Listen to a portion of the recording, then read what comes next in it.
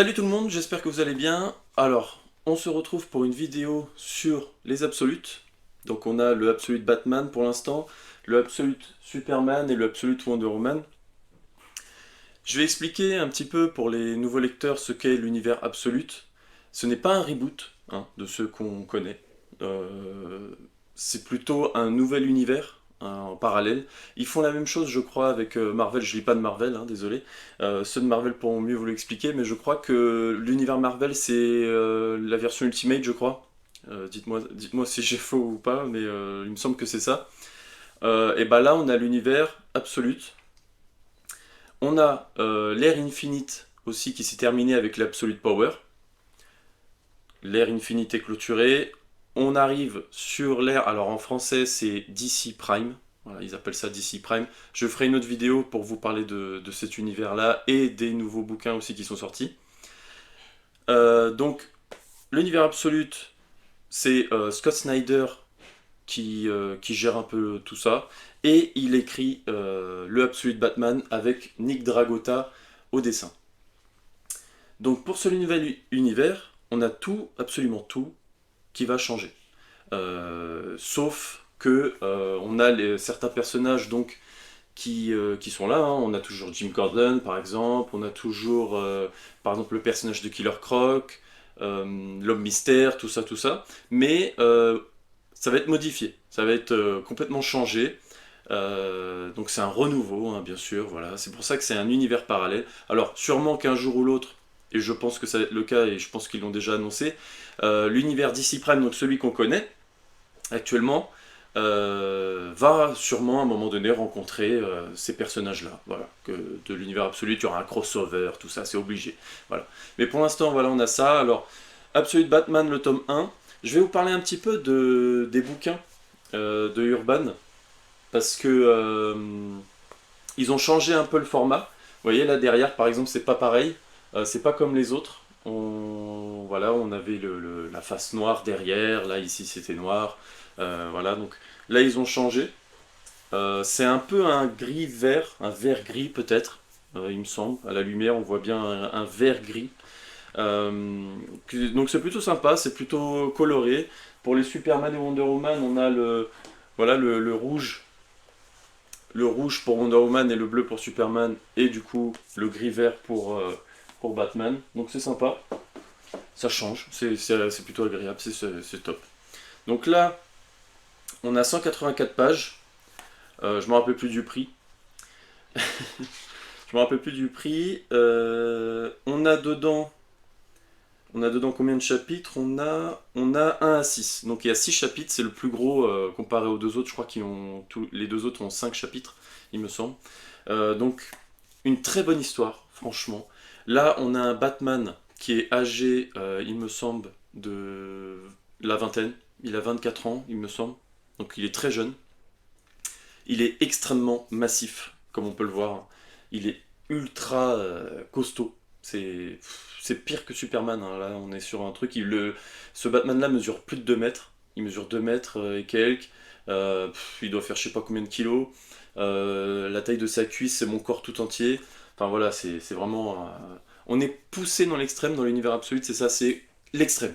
Surtout dans ce Batman-là, tout est extrême. Il a une Batmobile, c'est un camion de chantier énorme. Ceux qu'ils utilisent là dans le désert, c'est incroyable. Son costume est fonctionnel, c'est pas comme le Batman qu'on connaît actuellement.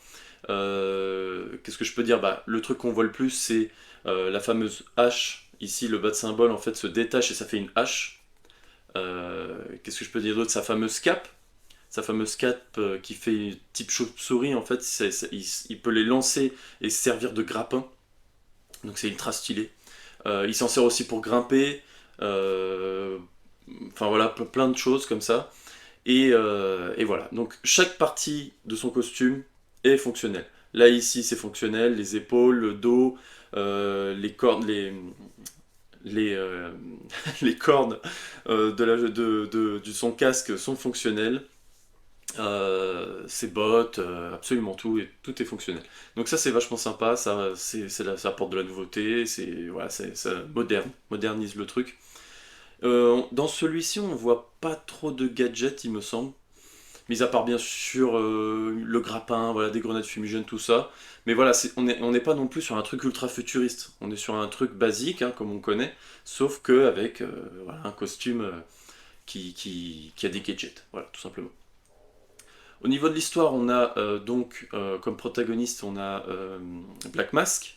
Black Mask, du coup, qui a un gang énorme. Alors, Black Mask, là, ici, c'est un vrai psychopathe, hein. C'est un, c'est, il tue n'importe qui, c'est un vrai psychopathe. Voilà, et il a un grand gang. Il a un gang gigantesque où chaque membre de ces gangs vont avoir des crânes sur leur tête. C'est un masque en fait. Et la particularité, c'est que leurs masques ont je vous montre quelques pages hein, quand même. C'est assez stylé, hein, les dessins de Nick Dragota. C'est vraiment chapeau. Franchement, il y a des scènes vraiment incroyables. Donc voilà, ils ont ces crânes-là comme ça. Et c'est pas un simple masque aussi, ils ont un écran à l'intérieur qui permet d'identifier leurs cibles et tout ça, tout ça. Donc je vais pas trop spoiler, mais leur but, voilà, c'est de foutre le bordel. Ils foutent le bordel partout dans la ville, ils tuent n'importe qui, ils ciblent des gens bien sûr, ou que Black Mask aura décidé. Donc c'est ça. En gros, c'est très blockbuster. Ça pourrait être un film, ça marcherait du tonnerre, franchement au cinéma, ce serait incroyable.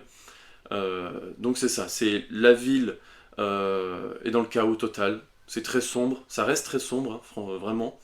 Les origines de Batman ont été modifiées un petit peu par rapport à ses parents. Donc voilà, j'essaye de pas trop vous spoiler pour ceux qui l'ont pas lu, mais j'ai trouvé franchement ce livre vraiment très bien dessiné. On a un passage, un chapitre où justement ça parle du passé de Bruce Wayne. Et là, les dessins, c'est vrai qu'ils sont un peu, ils sont vraiment pas terribles, je trouve. Ça fait le boulot, mais bon, c'est pas non plus. Comparé à Nick Dragota, bon, c'est vrai que Nick Dragota aussi, c'est assez spécial. Il me semble qu'il y a des gens qui n'aiment pas trop, mais moi je trouve que ça passe. Franchement, ça passe vraiment très bien. C'est très violent, il y a du sang.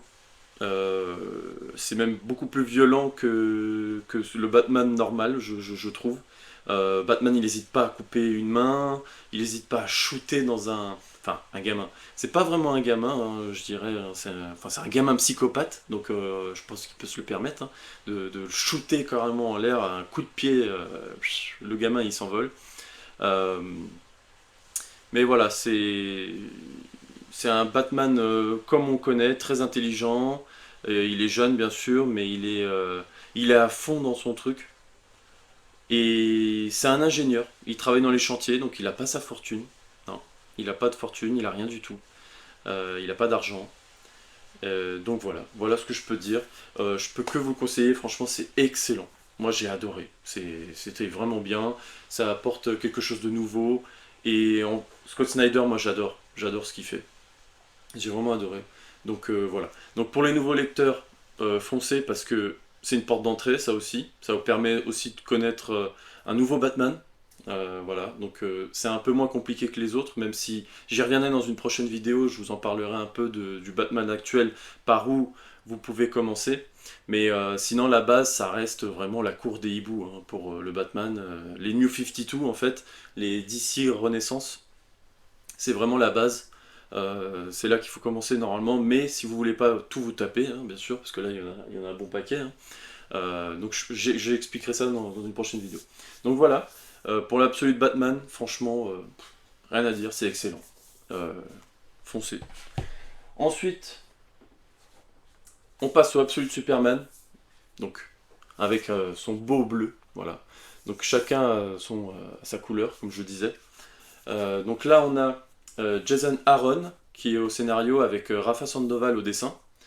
Les dessins de Rafa Sandoval sont incroyables. Regardez-moi ce beau bleu là. On a un beau bleu aussi à l'intérieur de la couverture avec avec le bat symbole, le symbole de Superman et de Batman aussi dans l'autre, qui est au milieu.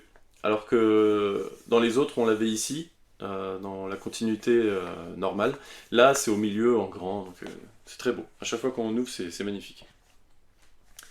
Les dessins sont incroyables, comme je disais. Alors attendez, je vous montre un passage qui spoil pas trop, qui spoil même pas du tout. Voilà.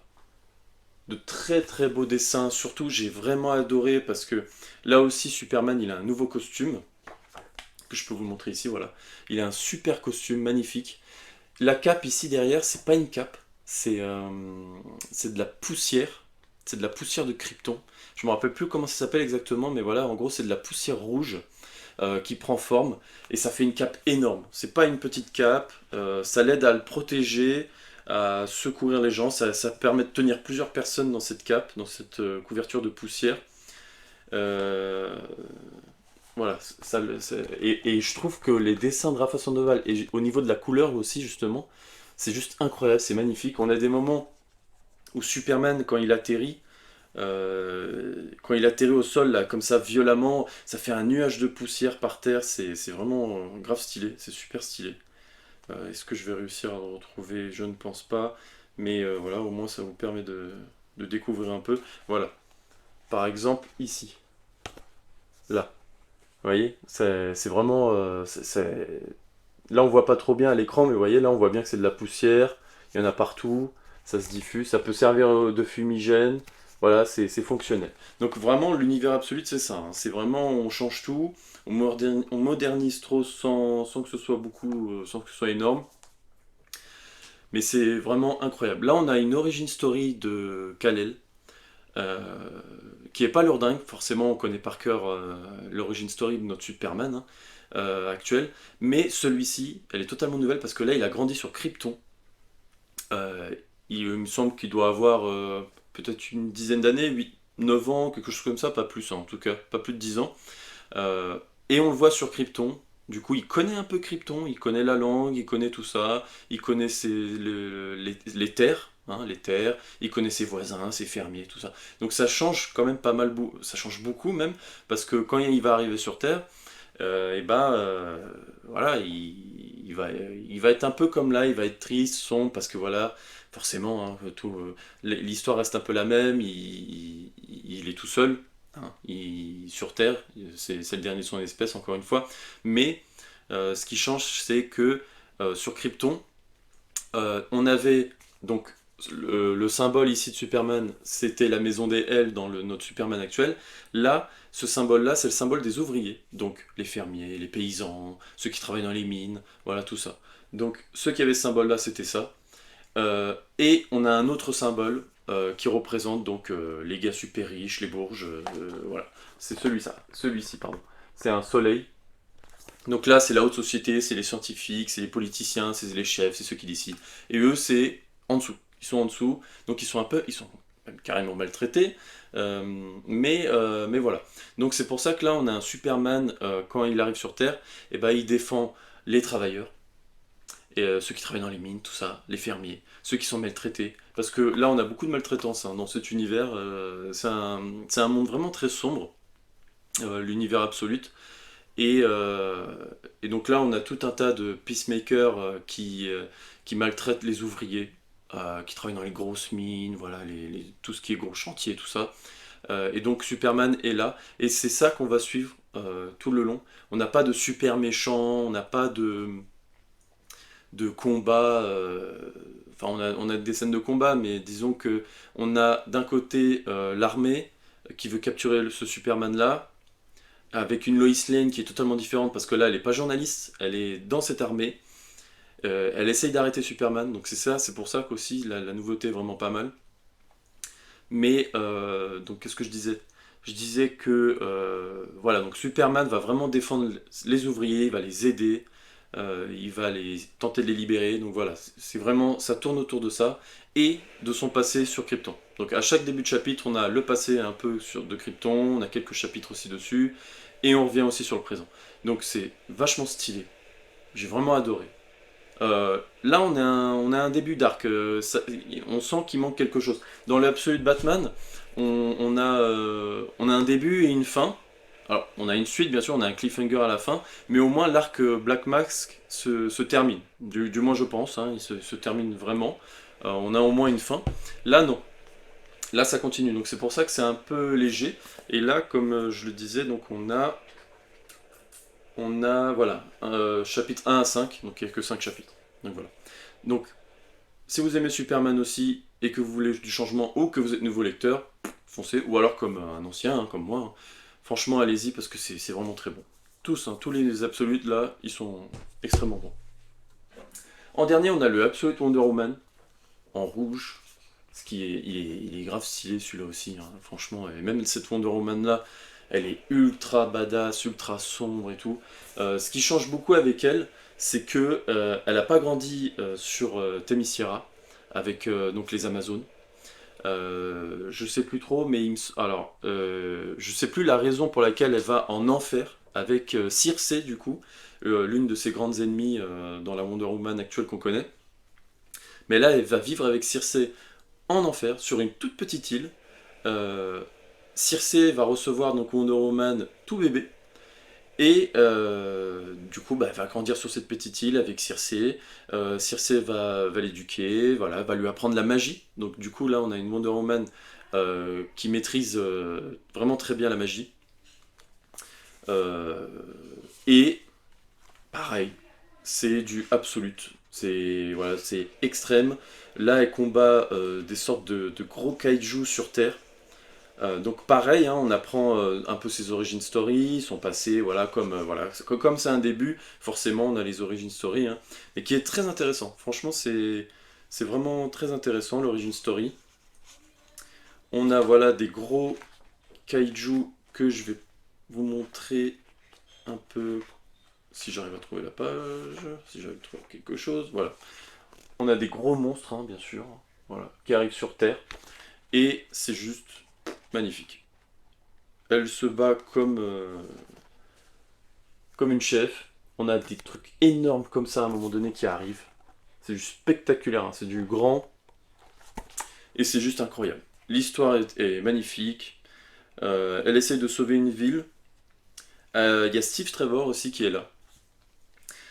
Le seul défaut que moi je trouve à celui-ci, c'est que Steve Trevor fait sa première apparition sur la petite île en enfer. Donc apparemment Steve Trevor meurt donc au début, hein, c'est pas un spoil hein, parce que voilà, c'est quelque chose qu'on découvre au tout début. Il meurt, il se retrouve donc en enfer, il échoue comme par hasard sur l'île de Wonder Woman et de Circé, et donc Wonder Woman va l'aider à ressusciter, en gros, grâce à la magie, tout ça, grâce à Circé, sa mère adoptive, hein. Et donc voilà. Et plus tard, donc Wonder Woman va vouloir quitter cette île, aller sur Terre pour protéger la Terre donc d'une menace, d'une très grande menace, hein, comme je vous l'ai montré. Et c'est grave stylé. Franchement, c'est trop bien. Elle a une épée. C'est un truc de malade. Et à un moment donné, cette épée-là prend la taille d'un immeuble pour combattre un peu le monstre. C'est du grand, hein, c'est du spectaculaire. Les dessins de Aidan Sherman sont vraiment très bons. Il dessine actuellement aussi le Batman Dark Patterns. Il fait des découpages incroyables. Les découpages sont vraiment magnifiques, sont assez originaux. Vous voyez, comme là, c'est pas voilà, du gaufrier, hein, comme des gaufres là. C'est vraiment comme le Tom King. Voilà, on a toujours un peu des créations assez uniques comme ça. À chaque fois qu'on tourne une page, hop, je tourne une page, voilà, quelque chose de différent. Chaque case a une taille différente. Et ça, moi, je trouve ça vraiment bien. Ça change un peu, c'est agréable. Et ça rentre aussi dans la magie, voilà, dans le style de Wonder Woman. Donc, franchement, excellent. Donc voilà. Très bon scénario, franchement, je vous le conseille. C'est vraiment incroyable. Donc là aussi, on est sur un premier récit qui est un début. Il y a un gros cliffhanger à la fin, c'est un peu comme le Superman, donc on attend la suite. Mais un début incroyable pour ce récit-là de Wonder Woman. Si je devais les classer parmi les trois, franchement, je mettrais d'abord le Batman. Forcément, je suis fan de Batman, mais bon, au niveau scénario, tout ça, je mettrais d'abord Batman, le Wonder Woman en deuxième et le troisième en Superman. Même si j'ai adoré les trois, hein, franchement, les trois sont vraiment excellents. Donc voilà, je peux que vous les conseiller, ils sont super, foncez. Et donc voilà, donc pour ma prochaine vidéo, je vais vous parler donc des nouveaux aussi qui sont sortis pour DC Prime, qui sont aussi incroyables. Donc voilà. Donc je vous dis à la prochaine vidéo les amis. Et foncez pour l'univers absolute. C'est juste incroyable. Je ferai aussi un point sur les prochaines sorties pour l'univers absolute et l'univers DC Prime. Donc voilà. Je vous annoncerai un peu ce qui va arriver. Foncez. À la prochaine les amis.